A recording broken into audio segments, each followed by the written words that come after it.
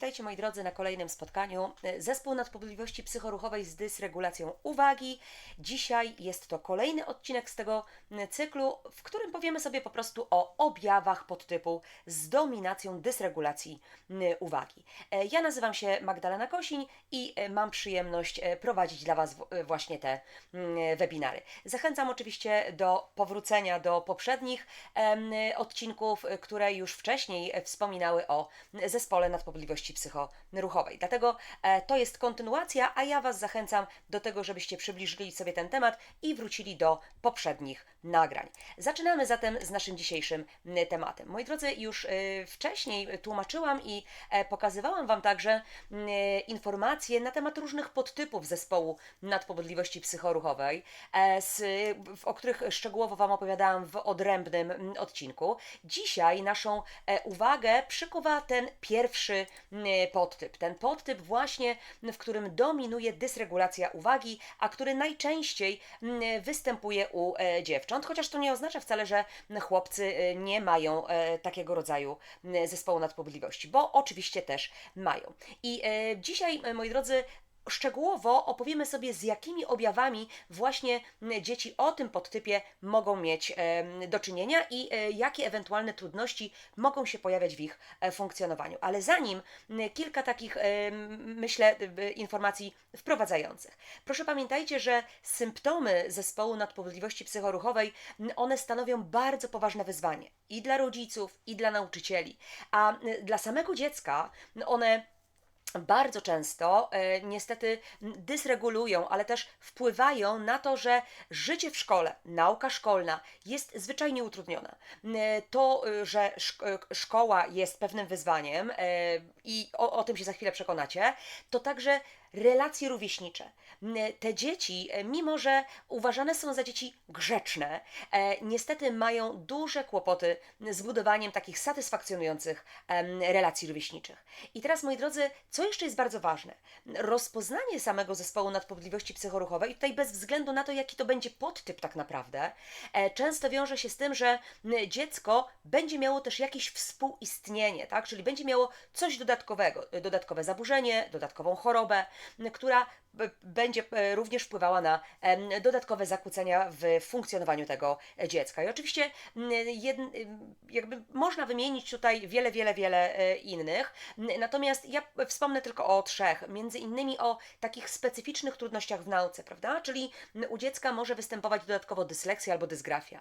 Mogą być problemy z zachowaniem, gdzie to może przyjąć postać na przykład zaburzeń opozycyjno-buntowniczych albo innej formy zaburzeń zachowania.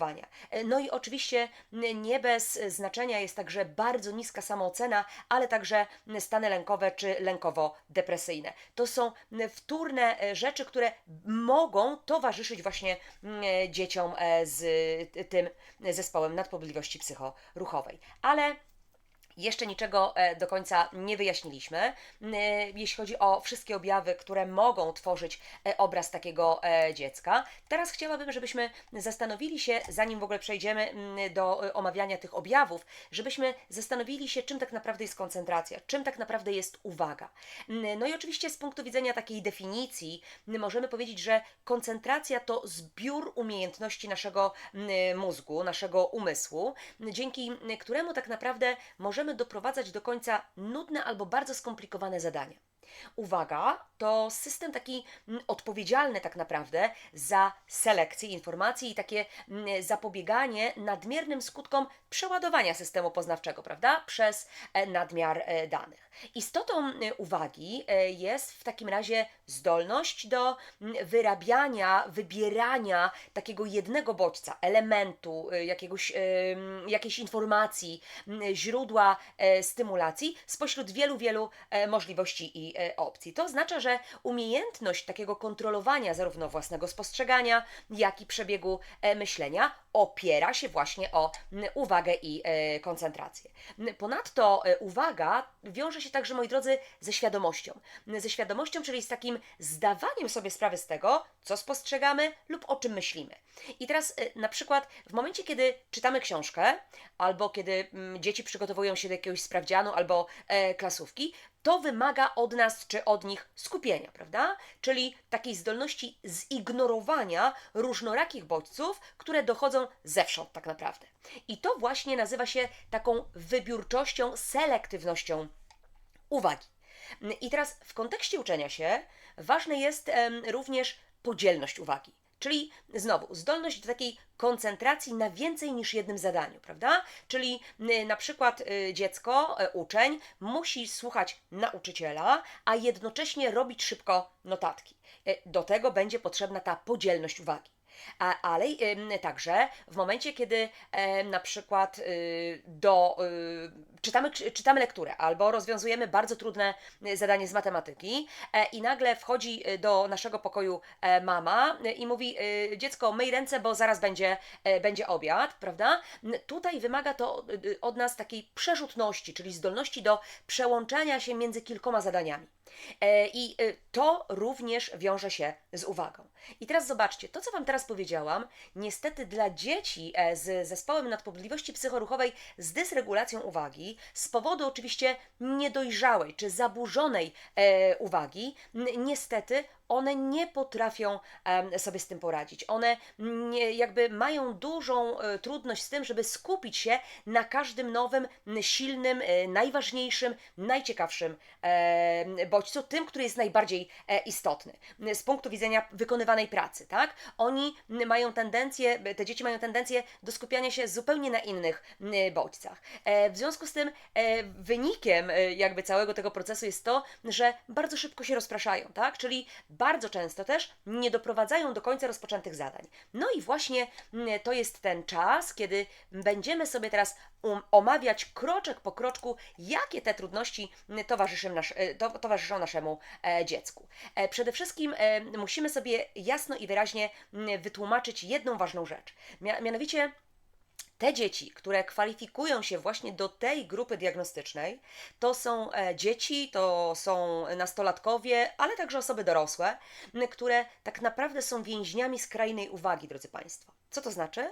To znaczy, że one nie potrafią skupić się na tym, co jest dla nich nudne, co jest niejasne, co jest nieważne, natomiast mają niezwykle bardzo duży potencjał uwagi, tak zwaną hiperuwagę, a co za tym idzie, olbrzymie kłopoty z oderwaniem się od takich czynności, które sprawiają im przyjemność.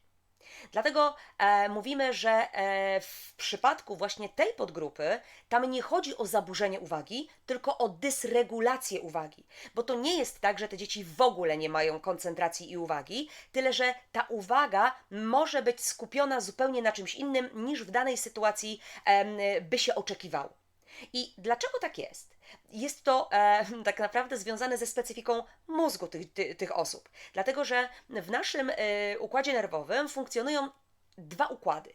Układ działania i układ hamowania. I teraz chęć do działania wiąże się z takimi czynnościami, które sprawiają nam przyjemność, tak? Czyli układ właśnie tego działania zostaje włączony wtedy, gdy my robimy coś, co lubimy, co jest dla nas interesujące, przyjemne, czego nie chcemy przerwać, tak? Oczywiście dla każdego będzie to coś innego. Dla jednego będzie to oglądanie ulubionego serialu, dla innego gra na komputerze, dla jeszcze innego dziecka może to być jakaś forma zabawy czy aktywności. Natomiast układ hamowania jest potrzebny do zakończenia, zamknięcia nudnego zadania, które niekoniecznie jest w obszarze moich zainteresowań. I teraz w przypadku dzieci z zespołem nadpobudliwości mamy do czynienia niestety z takim wyraźnie gorszym funkcjonowaniem układu hamowania niż układu działania. Stąd właśnie u nich pojawiają się te trudności, te wyzwania, o których sobie teraz właśnie opowiemy. To w takim razie, moi drodzy, jakie te objawy? Co my możemy zaobserwować albo z czym mierzą się dzieci o tym podtypie zaburzenia? Przede wszystkim problemy z zadaniami, które są, tak jak powiedziałam na początku, żmudne, czasochłonne, które szybko sprawiają, że te dzieci po prostu się zniechęcają, tracą motywację do tego, żeby w ogóle podjąć działanie.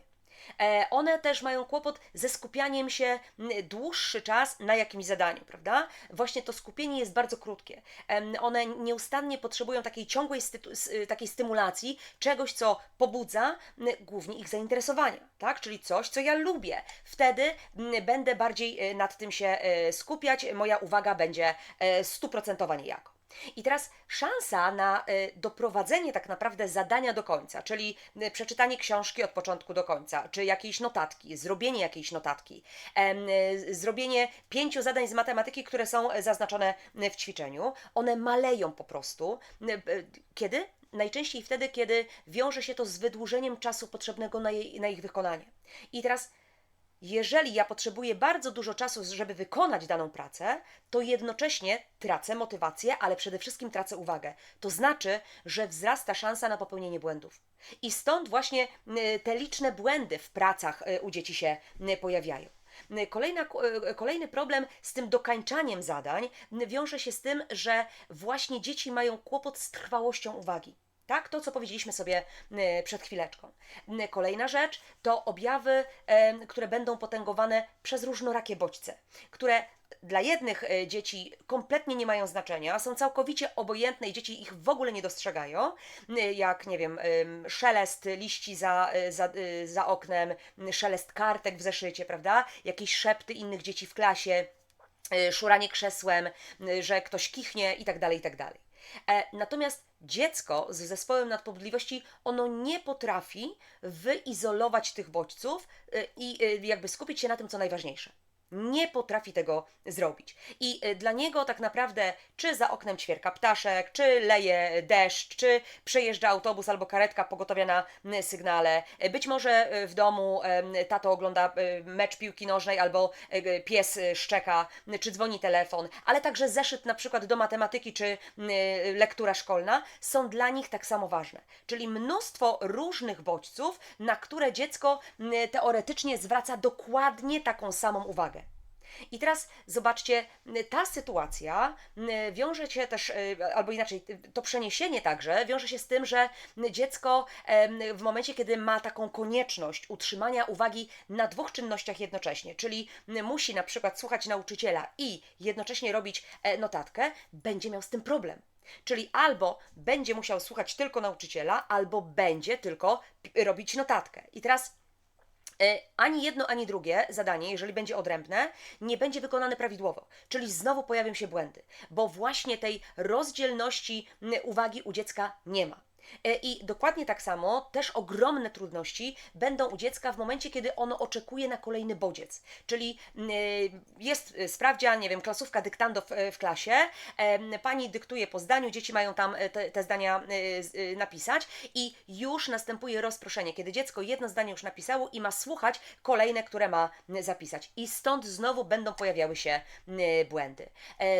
Oczywiście przy trudnościach z takim wychwytywaniem informacji z tego, co jest istotne, co jest najważniejsze, choćby w notatce, w danej lekcji, dziecko pracuje na takich niepełnych, a nawet bardzo fałszywych danych, tak? Bo coś mu umyka, skupi się na czymś innym i jakby nie łączy w jakby odpowiedniej kolejności tych informacji. I skutkiem tego oczywiście co jest? Niewykonanie polecenia. Niewykonanie tego polecenia w całości, poprawnie. A co za tym idzie? Pojawiają się błędy. Czyli dziecko tak naprawdę nie ma możliwości, żeby w całości od początku do końca zrealizować polecenie, które do dziecka jest kierowane. Bardzo często zdarza się, że te dzieci opuszczają na przykład jedną czy drugą stronę testu, jakiegoś sprawdzianu. Pomijają jakieś zadania, kiedy jest jakaś klasówka, czy w pracy domowej ma zadanie 3, 5, 7, a robi tylko 5, albo tylko 3 i 7, o 5 już zapomina. Tak naprawdę te dzieci nigdy nie sprawdzają swoich prac. Czyli mają napisać rozprawkę, mają jakieś zadanie do napisania w klasie, klasówkę. Te dzieci nie wracają do poprzednich zadań. Oddają zadania z lukami, z brakiem jakby wniosków, nie dokańczają na przykład jakiejś rozprawki. Czyli niedokończone odpowiedzi i w ten sposób znowu obniżona ocena, no bo przecież nie skończył. I teraz podczas klasówek bardzo często też zdarza się, że dzieci odpowiadają na pytania w pierwszej kolejności na te, które potrafią, natomiast potem zapominają wrócić do tych, które jeszcze zostały. I znowu klasówka jest oddana niepełna. Także, moi drodzy, popełniają różne błędy, czy to w zadaniach, czy to właśnie podczas klasówek, ponieważ źle czytają polecenia. Ze względu na to, że nie zwracają uwagi na szczegóły, pomijają takie niuansiki, które są najistotniejsze tak naprawdę w całej treści polecenia. Kolejna rzecz to to, że ze względu właśnie na to rozproszenie tej uwagi, one często nie kończą notatek w szkole, tak? Czyli nie zapisują informacji najważniejszych, zapominają zapisać, jaka jest praca domowa, czy w ogóle jest coś zadane, a jeśli tak, to co? I potem znowu przychodzą do szkoły bez pracy domowej, no bo jak nie mieli zapisanej, że jest do zrobienia, no to znaczy, że jej nie zrobili.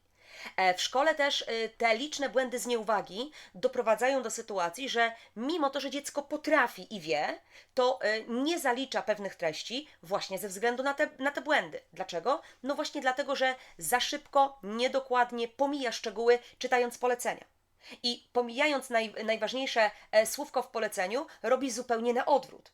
Przykładowo może być polecenie: zaznacz wszystko to, co nie jest, tak? Ale dziecko już tego nie przeczyta, tylko przeczyta sobie albo wymyśli, że jest napisane jest. I zupełnie odwrotnie zaznacza odpowiedzi. Oczywiście to niezwracanie uwagi na szczegóły sprawia także błędy. I teraz zobaczcie. Dziecko na przykład bardzo dobrze liczy jakieś zadanie z matematyki, prawda? Natomiast źle zapisuje wynik, bo albo przecinek stawia nie tam, gdzie trzeba, zamiast napisać 1,25, to dziecko pisze 1,2,5, tak? Zupełnie z kosmosu wynik. Myli jednostki miary, bo albo w poleceniu było napisane: napisz odpowiedź całym zdaniem, a dziecko wpisuje tylko liczbę, bo już nie doczytało końcówki zadania.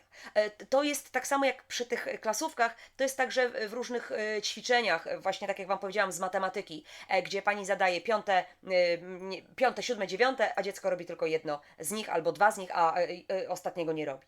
I teraz czasami zdarza się tak, u niektórych dzieci jest to dość często, u niektórych troszeczkę rzadziej, że te dzieci przerywają rozpoczętą pracę, tak? Czyli nie kończą tego, co rozpoczęły, albo nawet jeżeli wracają do tej pracy, to nie kontynuują, tylko zaczynają ją od początku, tak? Żeby mieć taki impuls do tego, taki bodziec, żeby właśnie kontynuować w jednym jakby ciągu wykonanie tego zadania. Kolejną dużą trudnością dla dzieci z dysregulacją uwagi, moi drodzy, jest to, że one mają duży kłopot z wykonaniem danej aktywności, danej czynności, która wiąże się z działaniem kroczek po kroczku, tak? Czyli z takim planowaniem i organizacją. I znowu, część zadań dziecko może robić dobrze, choć powoli, natomiast za chwilę brakuje dziecku czasu i ono nie jest w stanie dokończyć zadania. Oczywiście tutaj też duże znaczenie ma jednak to, że dziecko traci szybko zainteresowanie podejmowanymi aktywnościami, prawda? Bo jeżeli coś wymaga od dziecka bardzo długiego, takiej koncentracji, wysiłku umysłowego, to w momencie dziecko zaczyna się nudzić i traci właśnie uwagę na zadaniu. I zobaczcie, pewnie macie takie doświadczenia, że dziecko czasami zostawiacie przy biurku na przykład w domu, prawda, żeby odrabiało pracę domową, ale nie macie do końca pewności, że ta praca zostanie wykonana, bo dla dziecka tak naprawdę odrabianie lekcji może być dokładnie tak samo ważne jak zabawa, nie wiem, cyrklem, oglądanie tego, jakie auta jadą za oknem. I w gruncie rzeczy się okazuje, że dziecko tej pracy domowej po prostu nie odrabia. Mimo że spędziło tam pół godziny, miało dokończyć zadanie, ale było zainteresowane zupełnie czymś innym. Kolejna rzecz może być tak, że dzieci ze względu właśnie na tą dysregulację uwagi, one podejmowane zadania typu praca domowa robią zdecydowanie szybciej, a właściwie nie tyle szybciej, co one bardzo szybko tracą koncentrację i przestają po prostu kontynuować zadanie. I mają ileś zadań z matematyki do wykonania, ćwiczą, nie wiem, odrabiają przez 10-15 minut, gdzie na 10 zadań zrobią 4 i resztę zamykają zeszyt, mówią: nie mam dość, to jest bez sensu, nie będę kolejnego robił, nie mam siły, jestem zmęczony. Podczas gdy na przykład rówieśnikom to samo zadanie, czyli te 10 zadań zajmuje na przykład 40 minut. Natomiast dziecko z zespołem nadpobudliwości może nie być w stanie w jednym ciągu wykonać aż tak wiele zadań, jeszcze nie daj Boże, jak one są bardzo podobne albo identyczne identyczne wręcz, tylko liczby się zmieniają. I teraz do czego to doprowadzi? No do tego, że dziecko nie kończy zadań, a więc ma niepełną pracę domową. Czyli znowu przychodzi do szkoły, a pani mówi, no ale dziecko, ty masz nieodrobioną pracę domową. Prawda? I w wielu takich sytuacjach, bo to nie tylko matematyka, bo to jest język polski, angielski, to jest geografia i tak naprawdę wszystkie przedmioty się będą z tym wiązać. Do czego to może doprowadzić? Przede wszystkim do zaległości programowych, prawda? Czyli jeżeli dziecko dostaje słabe oceny, nie dlatego, że tego nie potrafi, tylko że według nauczyciela zawala po prostu swój obowiązek, to dziecko traci motywację do nauki, ale przede wszystkim tak naprawdę jeszcze bardziej obniża się ta wytrwałość dziecka do wykonania zadań, czyli jemu się jeszcze bardziej nie chce, prawda? Bo przecież i tak poniesie porażkę i tak znowu coś zawali. I teraz ten brak zorganizowania, moi drodzy, nie dotyczy tylko szkoły, bo to, że dziecko otrzymuje taką diagnozę, wiąże się z tym, że te jego problemy przenoszone są na zupełnie inne przestrzenie, nie tylko szkolną, ale problemy w kontaktach rówieśniczych, czyli na przykład w trakcie zabawy, w rodzinie, tak, gdzie w domu też podobne problemy się pojawiają. Dlatego, że dziecko działa bardzo chaotycznie i nieprzemyślanie. I te trudności widać w różnych płaszczyznach funkcjonowania. I zobaczcie, większość dzieci z tej grupy to są dzieci grzeczne. One nie przeszkadzają otoczeniu, one nie dokuczają otoczeniu. Natomiast bardzo często są etykietowane taką łatką pod tytułem zdolne, ale leniwe. Właśnie dlatego, że jak trafi akurat temat na zainteresowania dziecka, prawda, to widać, jakie ono jest aktywne, jak ono się uaktywnia na lekcji, zgłasza, opowiada itd., itd. Natomiast wszystko, co jest poza tymi zainteresowaniami, no jest takie bardzo wymuszane niejako na dziecku, prawda? I potem ostatecznie te oceny w szkole też są dużo słabsze. Dzieci z tej grupy to są dzieci charakteryzujące się zapominalstwem, czyli zapominają zapisać poleceń, zapominają, co było zaplanowane, co mają na przykład w obowiązkach domowych, zapominają dotrzymywać terminy, bo umawiają się na przykład z kolegami, że idą do parku pograć w piłkę, ale właśnie zajął się tym chłopak, że ogląda, nie wiem, wyścigi samochodowe w telewizji, które akurat go zainteresowały i już zapomniał o tym terminie. To jest także zapominanie związane z tym, że dziecko pomija bardzo istotne rzeczy w wykonaniu różnych czynności, prawda? I teraz zobaczcie. Przykład. Dziecko idzie się kąpać do łazienki, myje całe ciało, ale ewidentnie widać, że nie umyło uszu, że nie umyło buzi, prawda? Albo myje ręce, wchodzi do łazienki, myje ręce, ale tylko samą wodą, bo zapomniał, że trzeba użyć mydła. Mama mówi, ale chłopie, posprzątaj w pokoju, prawda? I mama mówi, odkurz, zrób to, tamto, siamto. Dziecko niby podejmuje próbę tego sprzątania, ale nagle zadzwonił dzwonek do drzwi i musiał zbiec, bo w domu już nikogo nie było, otworzył drzwi, przyniósł listonosz jakąś paczkę i jak zajął się tym otwieraniem drzwi i odbiorem tej paczki, to już zapomniał, że jeszcze zostały mu kurze do wytarcia. I już wszystko, odkurzacz, wszystkie ścierki, które w pokoju były, po prostu zostały w jego pokoju. Nie ma szans powrotu do tej aktywności, którą wykonywał, czyli tego sprzątania. Kolejna rzecz to jest gubienie rzeczy. I teraz to jest takie nie do końca gubienie, dlatego że najczęściej to jest, moi drodzy, sytuacja, gdzie dziecko odkłada te rzeczy w miejsce nieprzeznaczone dla tych rzeczy, prawda?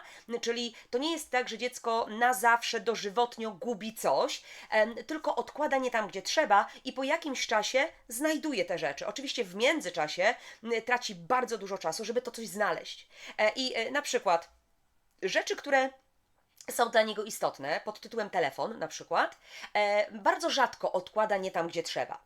Ale już rzeczy, które niekoniecznie są bardzo interesujące, typu zeszyt, czapka, bidon na wodę, jakiś podręcznik, atlas itd., może zostawić przypadkowo gdzieś, typu czapkę zostawi gdzieś na parapecie w korytarzu i już jest bez czapki, prawda? Więc to mniej więcej tak to wygląda, a potem za 3 tygodnie pani szatniarka w szkole mówi tak, Kasia, czy to przypadkiem nie twoja czapka, tak?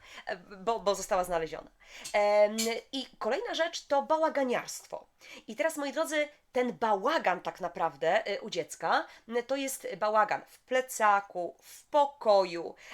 Bardzo często te dzieci mają na przykład krzesło w pokoju, czy fotel jakiś, na którym po prostu znajduje się składzik wszystkiego. Wszystkie ubrania, noszone, nienoszone, nieważne, czyste, brudne, w to jedno miejsce. Nie ma szans na schowanie do szafki, ewentualnie mama składa i chowa.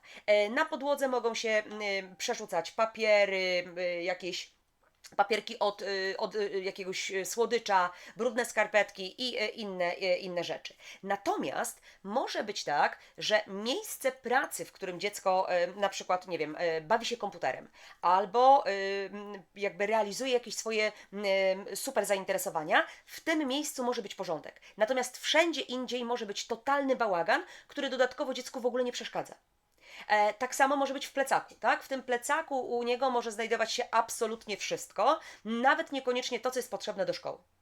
Kolejna bardzo, bardzo ciekawa cecha tych dzieci to jest hiperfokus, moi drodzy. Co to takiego? Hiperfokus, czyli takie mega, hiper, super zainteresowanie. I my musimy pamiętać, że te hiperfokusy, one zarówno występują u dzieci, jak i u dorosłych z tym podtypem. Natomiast co jest bardzo interesujące w tym, mianowicie to, że te hiperfokusy, jak jest dany jeden tematyczny, na przykład dziecko czyta książki, uwielbia czytać książki, ale czyta książki tylko i wyłącznie jednego autora, po żadnego innego nie sięgnie. I bardzo długo czyta, właściwie wyczerpuje się niejako limit książek napisanych. Dorosły z kolei na przykład może być człowiekiem, który interesuje się niezwykle wędkarstwem na przykład, tak? Więc on o tym wędkarstwie wie wszystko, ale co ważne, do tego wszystkiego ma full wypas wyposażenie, czyli najlepsze wędki, spławiki, żyłki, co tam jeszcze jest potrzebne, to on po prostu w to inwestuje wszystkie pieniądze, jakie tylko ma. Ale tutaj problem polega na tym, że te hiperfokusy jak trwają, to są mega intensywne, z wszystkimi absolutnie asortymentami, natomiast bardzo często jest tak, właściwie zawsze jest tak, że w pewnym momencie hiperfokus się zmienia. Czyli człowiek, który interesował się wędkarstwem i generalnie mógłby otworzyć sklep ze sprzętem wędkarskim, nagle mówi, nie, już mnie to nie interesuje. Teraz interesują mnie deskorolki. Na przykład, tak? Więc znowu inwestuję w te deskorolki. I teraz przy okazji tego hiperfokusa chciałam Wam powiedzieć, dla ciekawości Waszej, że istnieje cała masa takich grup sprzedażowych w internecie, gdzie właśnie osoby z tymi hiperfokusami mogą wymieniać, odsprzedawać i kupować rzeczy, które wiążą się z aktualnym hiperfokusem. Dokładnie tak samo jest u dzieci, prawda? Że one jak mają właśnie to oczko takie na dany temat, na danym obszarze, to chcą kolejną książkę, żeby kupić, to chcą po raz 50, żeby kupić dokładnie taką samą grę, albo właściwie z tego samego pakietu grę i rodzic zachodzi w głowę, po co ci chłopie kolejna, jak już masz ich 50, prawda? No właśnie to jest ten hiperfokus. Kolejna cecha dzieci z tej grupy to są trudności ze zorganizowaniem różnych aktywności. I teraz, moi drodzy, powiedziałam Wam głównie o szkole, prawda? Ale tutaj jest też takie wyzwanie związane z takimi codziennymi tak naprawdę umiejętnościami. Przykład. Dzieci wychodzą z przedszkola czy ze szkoły na spacer, tak? I mają się ubrać. Może się okazać, że to dziecko zawsze będzie ostatnie. Tak? Ono zawsze nie zdąża się ubrać, albo zapomina znowu czapkę zabrać, musi się wracać i tak dalej, i tak dalej. Czasami bywa tak, że osoba w różnych takich sprawach, typu wizyta gdzieś, zdążenie do szkoły, zdążenie na jakieś spotkanie, wiąże się u takiej osoby z tym, że ona się absolutnie notorycznie spóźnia. I potem taka osoba dorosła dokładnie ma tak samo. Ona się po prostu zawsze spóźnia. Nie ma możliwości, żeby ona była kiedykolwiek na czas. Ale mamy też drugą grupę, taką podgrupę właśnie w obszarze dzieci i osób z dysregulacją, że one zawsze bywają przed czasem. To są osoby, które kompletnie nigdy się nie spóźniają, a wręcz przychodzą 10-15 minut przed czasem umówionego spotkania. To są dwie różne grupy, mimo że może brzmieć diagnoza identycznie. I teraz mamy też takie dzieciaki, które odczuwają na przykład bardzo silny lęk złość i frustrację i one to okazują absolutnie widocznie. W momencie, kiedy na przykład jakaś osoba, to może być mama, to może być rodzeństwo, to może być kolega czy pani nauczycielka, kiedy na przykład ktoś przekłada ich rzeczy, tak? Albo zmienia miejsce właśnie przedmiotów, które dziecko gdzieś sobie tam ułożyło, zaplanowało, ustawiło odpowiednio książki, posprzątało gdzieś na biurku, prawda? To jest jakby mama powie, ale ty miałeś taki bałagan tam. Bałagan był, mamo, dla ciebie. Dziecko się odnajdywało w tym swoim bałaganie. To dziecko wiedziało, gdzie jest, nie wiem, potrzebna linijka, bo akurat uwielbia kreślić różne projekty czy wzory. Dalej, moi drodzy, dzieci z podgrupy z dysregulacją uwagi bardzo często wykazują ogromną kreatywność, pomysłowość i są inspiracją dla innych. I teraz ktoś mówi, no ale moment, jak? No właśnie tak. One bardzo lubią coś planować, organizować. One mają świetne pomysły bardzo często. Są też takim prowodyrem różnych takich imprez, tak? Potrafią na przykład, dziewczynka może być absolutnie rewelacyjnym organizatorem. Czyli mówi tak, słuchajcie, robimy Andrzejki w szkole, na balu będzie to, zrobimy tak i tak, będą takie, taką wróżbę, taką zabawę i tak dalej, i tak dalej. Od początku do końca zaplanowała wszystko. Tyle, że ma problem z tym, żeby krok po kroku potem to wykonać.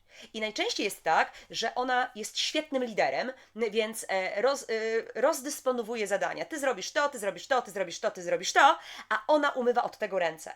Czyli bardziej nadzoruje i mówi zrób to, popraw to, zrób inaczej.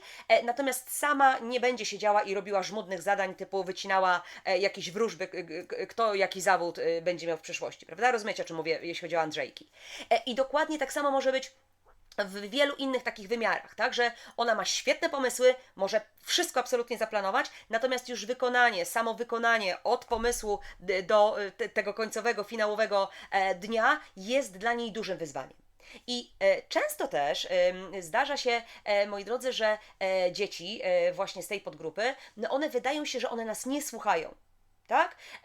Jakby nauczyciel mówi, albo mama mówi, czy tata mówi tak, ty ciągle mnie nie słuchasz. Prawda? Bo dziecko albo nie odpowiada, albo wzrusza ramionami, a potem mama mówi tak, no i przyniosłeś? A dziecko się patrzy i mówi tak, ale co mają przynieść, tak? A mama 10 minut temu mówiła, przynieś mi tą konewkę, co jest za domem.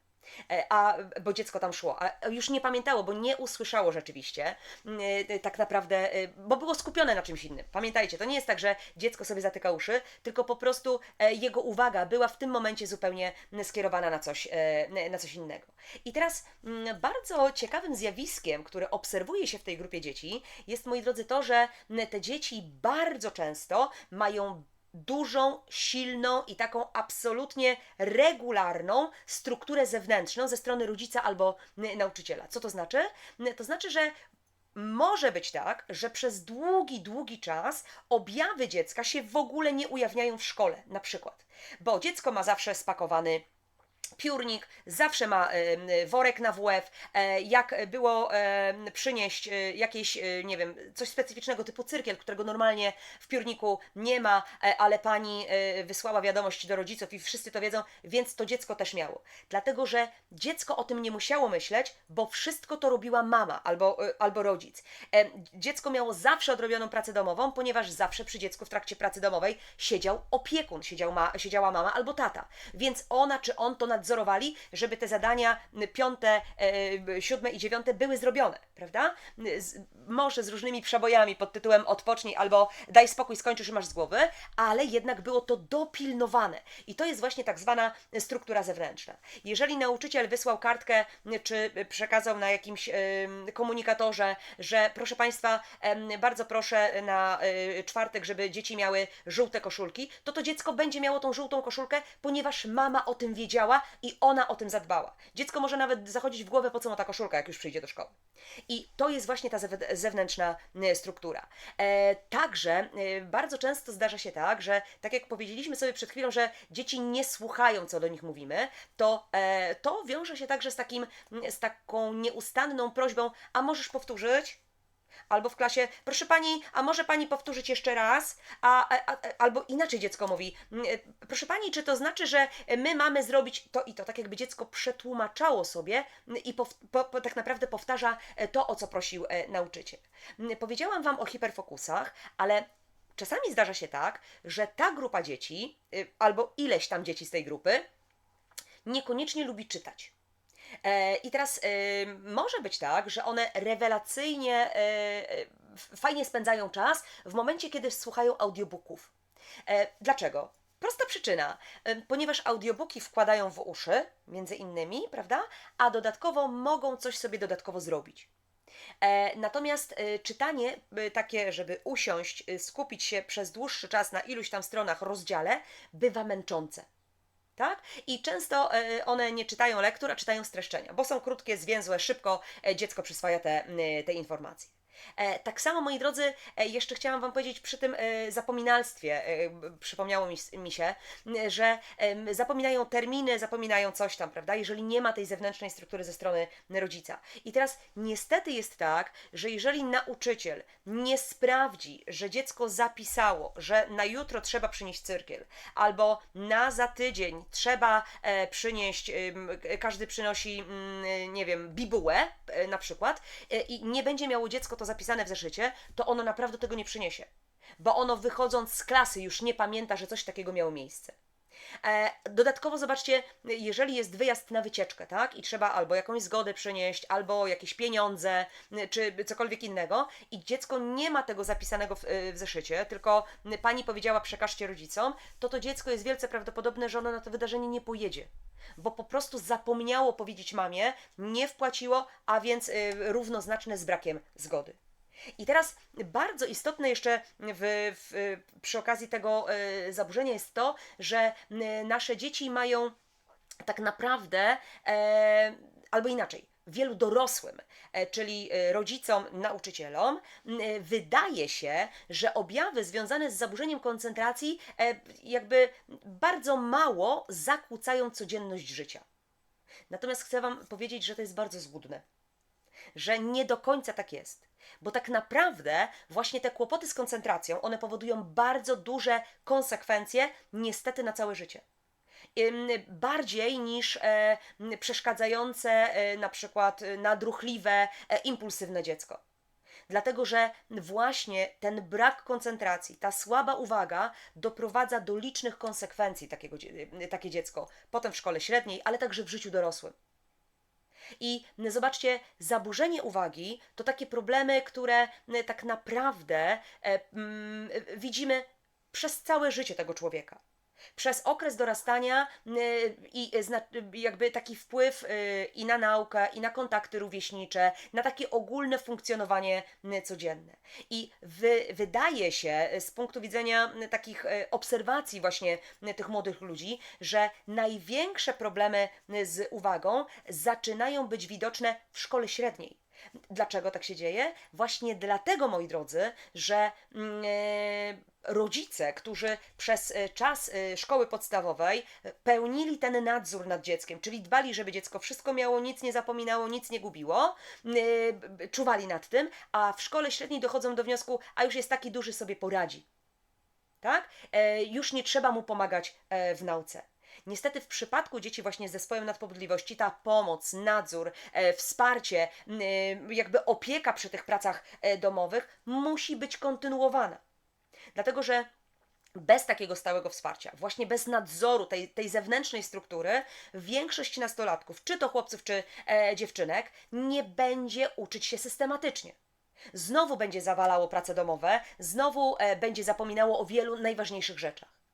I zazwyczaj u tych dzieci właśnie w szkole średniej taka mobilizacja pod tytułem trzeba się pouczyć, trzeba pozaliczać, trzeba pooddawać następuje pod koniec semestru na przykład albo na koniec roku szkolnego. Bo jeżeli uczeń ma bardzo słabe oceny, to musi dążyć do tego, żeby je poprawić i wtedy jest pełna mobilizacja, czyli wtedy dziecko mówi, kurczę, przez jeden wieczór muszę opracować wszystko to, co było w ciągu roku z historii, bo inaczej nie zdam. I dokładnie tak mniej więcej to u tych dzieci wygląda. Pamiętajmy o tym, że te kłopoty z koncentracją to jest kłopot z planowaniem, czyli z organizacją, a więc zakłócenie funkcji wykonawczych. I teraz może być też tak, że dziewczęta, chłopcy z tej podgrupy, one mogą świetnie sobie radzić z nauką szkolną. Tyle, że najlepiej radzą sobie z wykonaniem zadań, jakby przyswojeniem materiału, wtedy, kiedy dane zadanie można jakby wykonać w ciągu jednego wieczoru, tak? W ciągu jakiejś jednej sesji takiej edukacyjnej, a nie, że jest to rozciągnięte w czasie. I znowu, jeżeli jest to rozciągnięte w czasie, bo trzeba zrobić trochę dzisiaj, trochę jutro, trochę w przyszłym tygodniu, to niestety ciężko im się wraca do zadania, potem ostatecznie, żeby to skończyć. I znowu, mamy też drugą grupę dzieci, u których występuje tak zwany objaw anankasti, czyli takie zachowanie kompulsywne, które jest charakterystyczne dla spektrum. Dlatego, że doskonale wiecie, że i zespół nadpobudliwości, i spektrum autyzmu, one bardzo często współistnieją ze sobą. I teraz tutaj, jeżeli u dziecka dodatkowo występuje anankastia, to są dzieci, które mają bardzo wysoki poziom lęku. Czyli one bez przerwy, notorycznie po 50 razy sprawdzają swoje prace domowe. One 50 razy czytają jedną i tą samą pracę i jak widzą błąd, to potrafią wszystko od nowa przepisać.